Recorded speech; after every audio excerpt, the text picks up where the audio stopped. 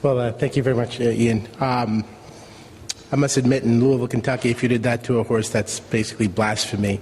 As you know, we are the home of the Kentucky Derby and have a rich horse history.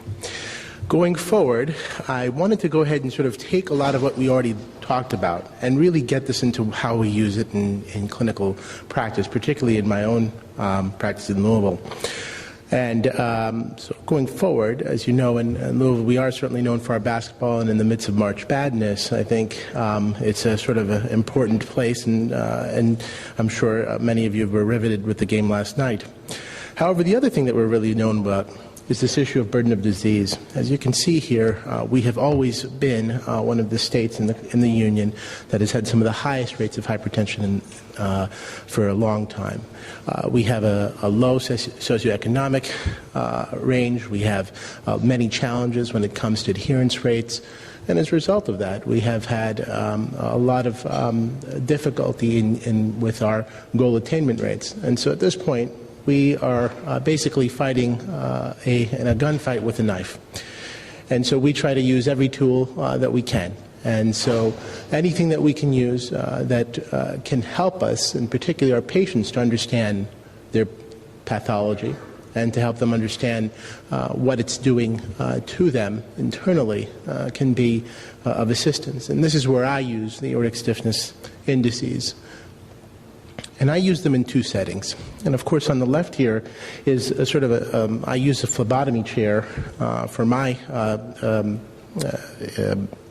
screenings, or at least for my measurements. I have one of the older generation machines here that is a tonometer that's shaped like a pen. So having a little bit of extra stability is always important. Now, the new generation machine is beautiful in the sense that it just goes on as a cuff and is very easy to use, and I would think that this is going to be redundant with the newer generation.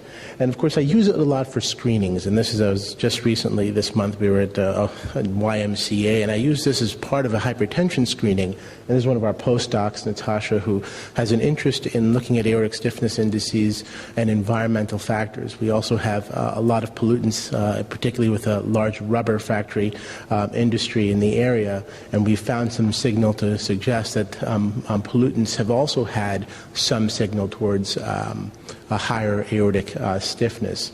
But the long and the short of it is that in both of these settings, we've been able to find the use of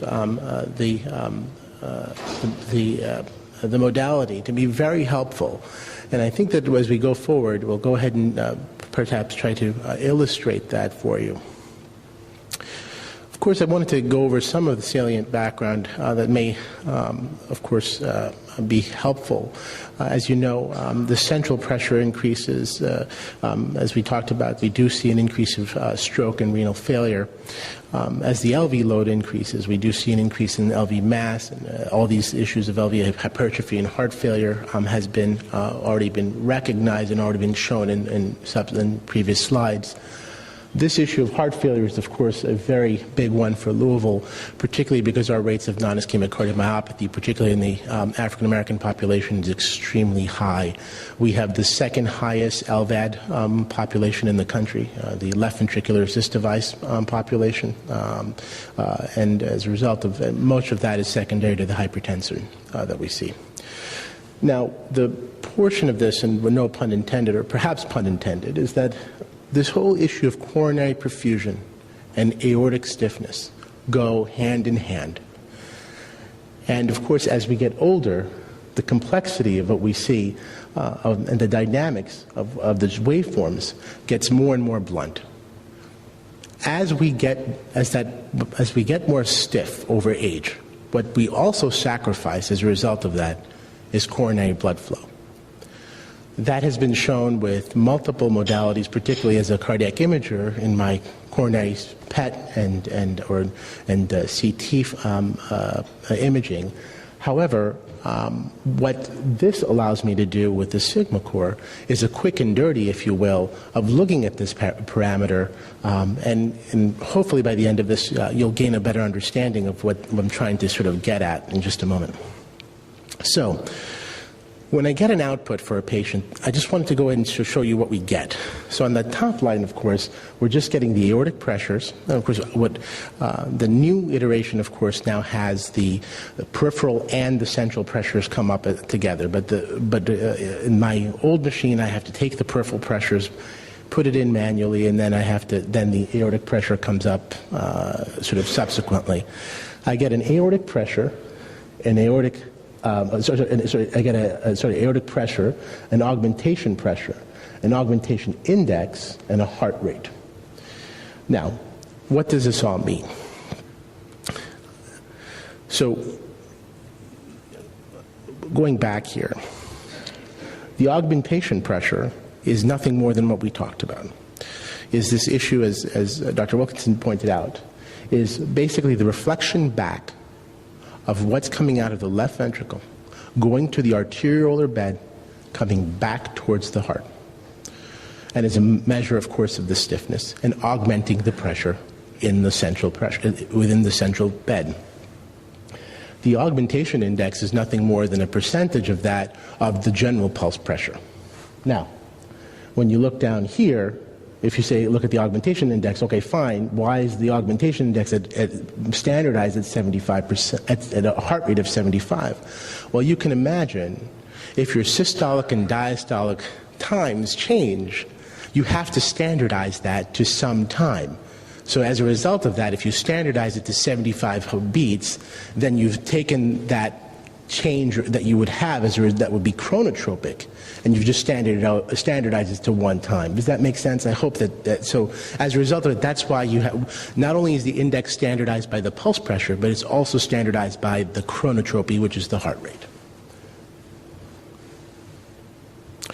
Now, again, to sort of get you to a better sense of this, I love this sort of, well, it's not sort of a cartoon, but a little sort of video to sort of give you a sense of what's going on. In a normal, or sort of a younger aorta, if you will, as we see forward propagation from systole, what we see is that the blood flow will get to that first sort of point of resistance, which is usually the first or the second sort of arteriolar branch point, and we see that reflection back.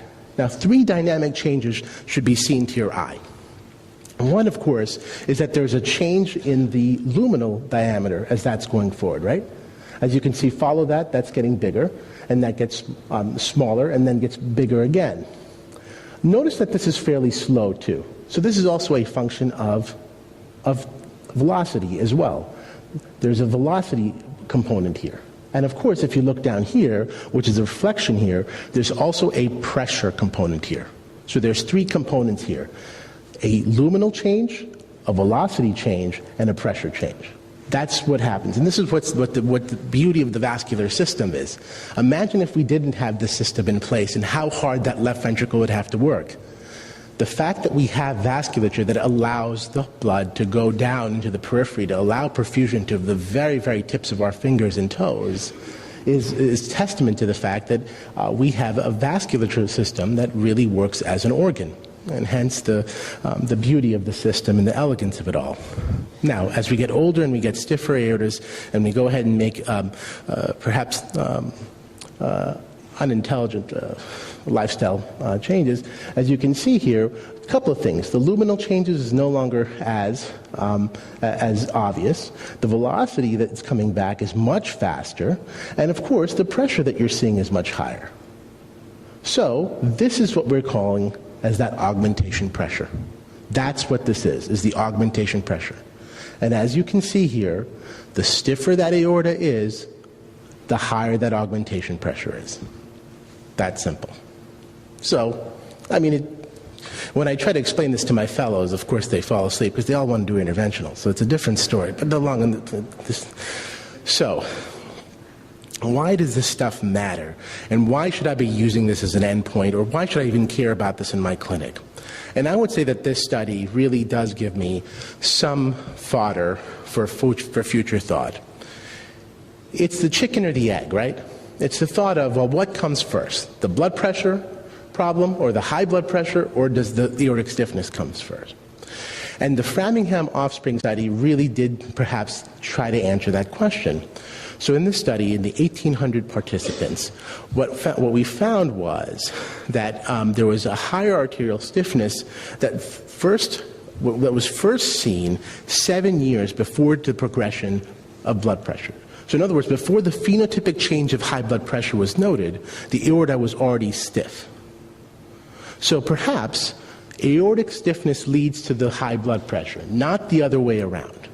So, putting this all together, if I'm going to target the aortic stiffness, am I going to go ahead and thwart the progression of high blood pressure? It's a thought. And particularly now, as the guidelines being clear as mud, I may need an extra tool to be able to use that as my surrogate endpoint. So that's sort of where I'm coming at this as a clinician. Is it right? Is it wrong? I'm not sure. You've seen some of the data already. So the point is that is some of this conjecture? Sure. But at the end of the day, there's certainly enough surrogate endpoint evaluation and correlation that at least in my mind gives me enough rationale to go ahead and use this approach. So for me in the clinic, there's 6, or at least in this point, 5 different things that really help me with this. And I'm going to go over a few cases with you that I think were kind of changing to me, that really sort of highlighted to me, and particularly to my staff, the importance of using aortic stiffness indices in the clinic. One is that it's been an extremely important driver of lifestyle choices. Number one, that it has helped me with my regimen changes. It's helped me to make to really make a decision whether or not I'm actually going to treat a patient for hypertension or whether I'm not going to treat them. A diagnosis of aortic conditions or systemic processes. And of course, the issue of treatment adherence. In my population, as I've spoken to you, treatment adherence has been a major issue. Is the possibility that the signal that I'm getting from these tests giving me an indication of whether my patient is actually doing a good job of whether medications are getting into the alimentary tract and being metabolized by the patient, or are they sitting on some shelf gathering dust. So let's go to the first one. This is a 52-year-old female with a history of smoking, poor sodium-rich diet, who's currently on a regimen of hydrochlorothiazide and diltiazem at 360. Now, on the left panel here, you're seeing the radial pressure of 114/71 with a mean pressure of 88 and a pulse pressure of 43. On the right-hand side, in the yellow, is an aortic pressure, or the central pressure, with a blood pressure of 110/71 and a mean pressure of 88 and a pulse pressure of 39. While these pressures look very good, we find 2 things here.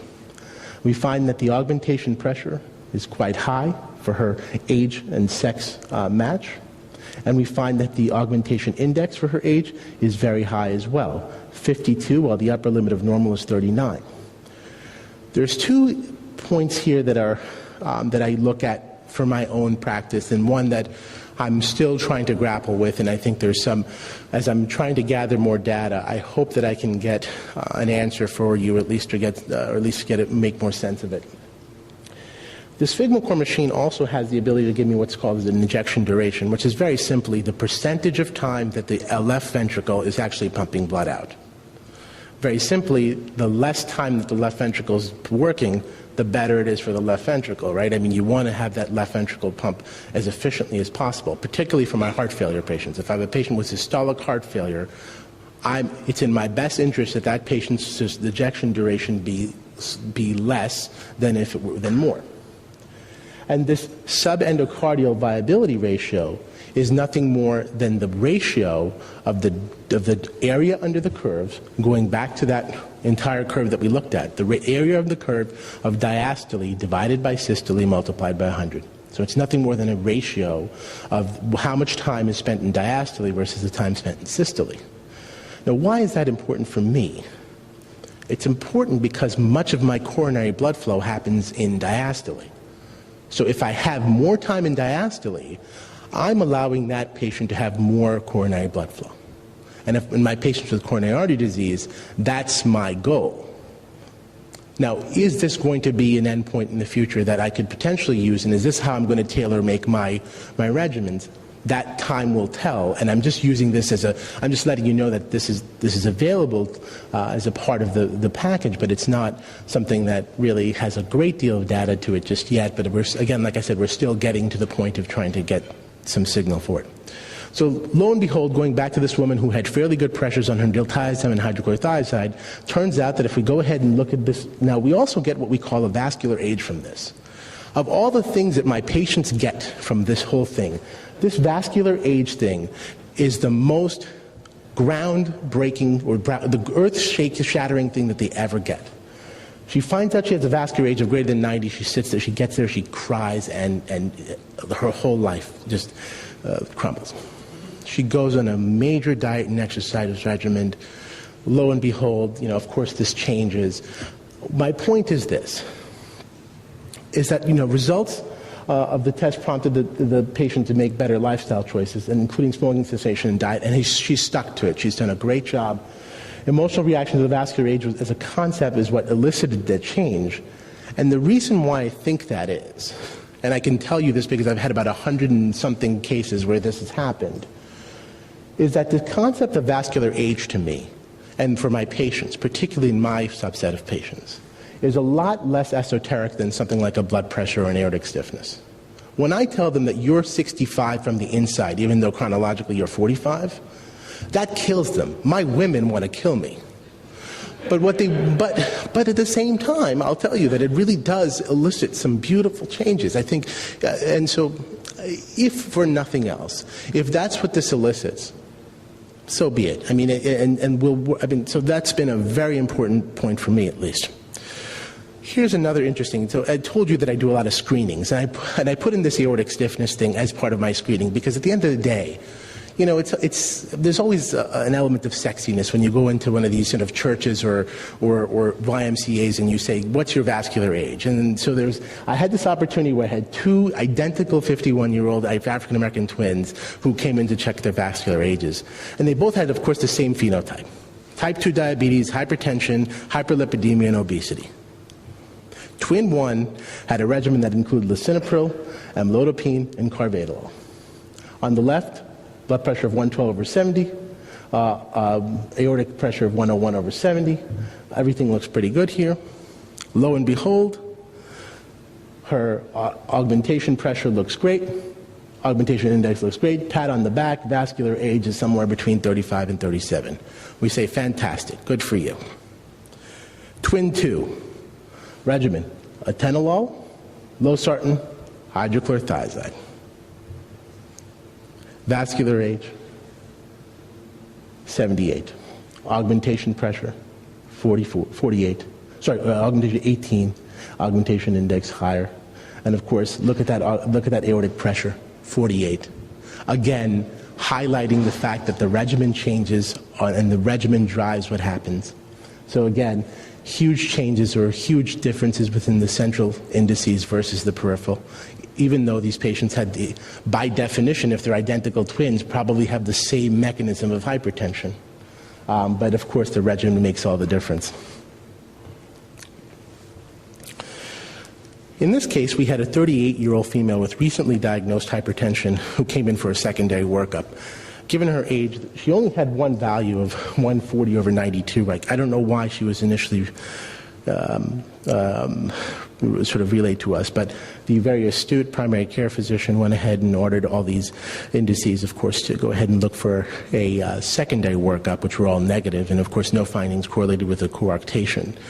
The peripheral blood pressure was 136/91, 132/92 at the aortic, and mean pressures and pulse pressures, of course, as you can see here, on the radial and the aortic, respectively. We went ahead and took a look at the sphygmogram. This 38-year-old female, again, had a pulse pressure in the aorta of 40, an augmentation pressure of 18, and an augmentation index of 39. Extremely high vascular age. So this prompted us to go ahead and do a 24-hour blood pressure monitor, which showed that a mean waking blood pressure of 157/1004 with a mean sleeping pressure of 148/99. So here we found out that we had out of proportion and organ damage that was noted, even though the blood pressures were low. And she fit the entire bill for someone who had masked hypertension. And it took a 24-hour blood pressure monitor to go ahead and confirm that. And so that this patient was placed on a much more aggressive antihypertensive regimen. We would have probably sent her home on hydrochlorothiazide and called it a day. Should have come back to us in 10 years with a stroke. I'm glad to say that we probably sort of halted that process. So, here's a 72-year-old female with a past medical history of hypertension, hyperlipidemia, and a remote history of TIA. Again, on the left, I'm going to go and highlight here, on the left, the systolic pressure of 144, a diastolic of 70, mean pressure of 96, and a pulse pressure of 74. On the right, 138 on the aortic, 70, mean pressure of 96, and the pulse of 68. Again, aortic pressure of very high at 60, aortic pulse pressure of very high at 68, an augmentation pressure of 27, and aortic pressure very high. So, if I were to just go by this pressure, and if I were to go by JNC8 guidelines, I'd tell her to, have a cookie and go home. And I would have to say that if she was my sister or mom, I would probably not. And I think this is where I'm using the aortic stiffness indices as my guide. And this is where I'm using the European guidelines and, of course, the ACC-AHA guidelines to help me with this. Where the ESH and the ECC and the American Society, the European Society of Cardiology guidelines differed from ours is this idea that pulse rate velocity, which of course is a different, again, another index of aortic stiffness, can be used as a marker of end organ damage, and that there's limited data in looking at the prognostic value of changes. In other words, using the delta change here as a means of treatment. So if I have this at my disposal, and if I know that this could potentially be there, I certainly can't, in a lot of my screenings, I certainly can't go ahead and do an ECG on everyone. I can't go ahead and get a creatinine. I can't get a protein excretion. I can't get a carotid IMT. But I can sure as heck get a 2-minute aortic stiffness index. So I think this is one way of really doing it. And for me, I've used this in those. For me, for my patients between the ages of 60 and 80 with a blood pressure between 140 and 150, to treat more aggressively or not, this has been one of the ways of doing it. This has been one of my more interesting cases, and this is a 55-year-old male physician who works as part of our faculty, who comes in with a long-standing history of hypertension since his 20s and comes in for evaluation. The first thing, as we noted, and I showed you that initially, for a guy who has these pressures that are pretty high, this is a pretty dynamic waveform. There's a lot of lines here, a lot of squigglies. Initially I thought, boy, this guy's really healthy.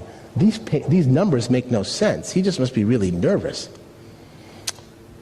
Lo and behold, we go ahead and do an aortic stiffness, and of course his aortic pressure is really high, but his pulse pressure is low, his augmentation pressure is really low, and his augmentation index is, again, sort of in that reference range.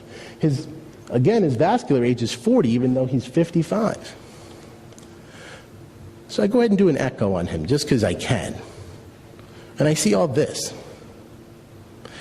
And what I see here, and for those of you, I see this floppy mitral valve. And he's got pretty severe mitral valve prolapse. So it turns out he has Ehlers-Danlos syndrome. So this connective tissue disorder, and it turns out that we went ahead and screened his family members, and some of them had it too. And what's sort of important about this is that there are some, of course, this is a rare case. So I'm not going to say that it's going to happen every day in my clinic. But the long and the short of it, it's kind of nice to be able to use the tool to go ahead and pick up some sort of systemic problems. The last case really highlights this issue of treatment adherence. In my 46-year-old female with a history of hypertension, she was treated with amlodipine and losartan for 1 year, and she's had a history of non-adherence, and she's a wonderful lady. She wants to keep me happy, we have a good relationship, but she's just terrible about taking her medications. And so her first visit, this is her blood pressure, 121/83, 117/83 here in the aortic, and things are looking okay. And of course, she has some signal here that tells me that things aren't, she's sort of borderline. She's got an augmentation pressure of 15, and she's got an augmentation index that's sort of in that higher side at 38. But 3 months later, I went ahead and put her on all these meds.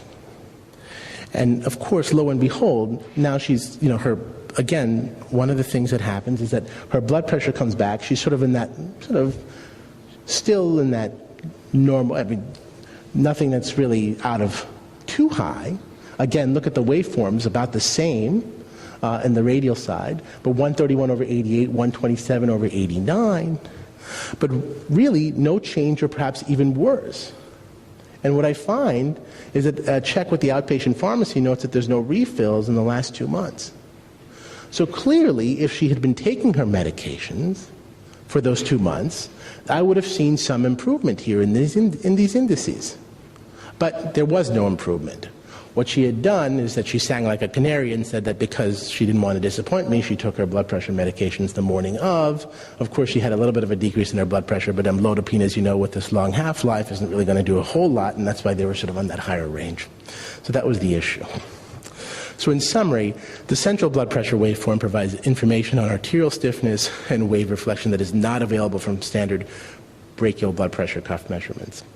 And in terms of the wave reflection parameters, such as central pulse pressure and augmentation index, they can provide information regarding the potential impact on a patient's hypertension and cardiovascular risk, the assessment of the source of hypertension, the choice of the antihypertensive regimen, including the medication changes, and the assessment of the efficacy of the antihypertension treatment and the direction of the further treatment. So I thank you very much for your attention.